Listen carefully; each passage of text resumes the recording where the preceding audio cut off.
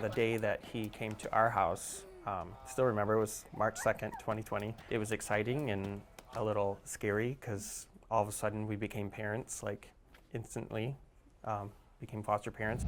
Anna Trupiano has known Caden since he came to West Oakview Elementary as a kindergartner. As you've probably seen, he is just a jokester. He's very charismatic. He plays on sports teams. He interacts with his friends.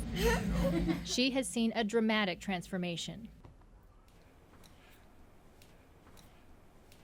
Caden was born deaf. I was wondering if you remember what that was like to not be able to sign. I was like really concerned because I didn't know nobody at my mom's house could sign because they're all hearing and they had no idea how to communicate with me or sign. Did you feel lonely or frustrated? Yeah, I was really frustrated. With no one in the home who could sign, he was left with no way to communicate. It's a pretty common scenario, unfortunately, but he had zero language. He was always very friendly and smiley, but he couldn't communicate at all.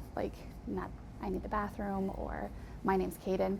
Just kind of smiled and pointed. It was a lot of pointing and screaming at things. That was kind of how he communicated.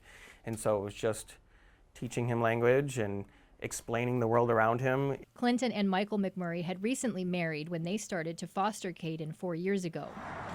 A week later, the pandemic shut everything down.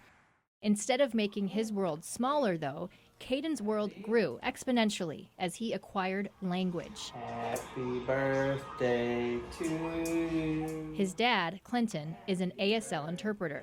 I would say that was probably one of the few positives that came out of everything shutting down and having to stay home. It was almost kind of like a paternity leave in a way. I got to stay home with him and we worked on language a lot.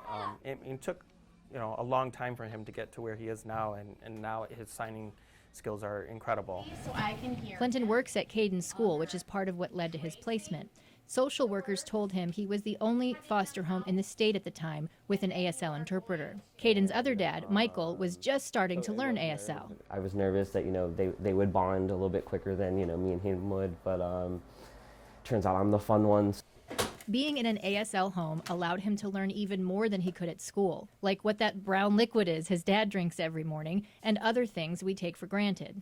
I tend to make mistakes, so then he wants to laugh at me because the sign for happy and then it's birthday, but I confused and I went happy woman.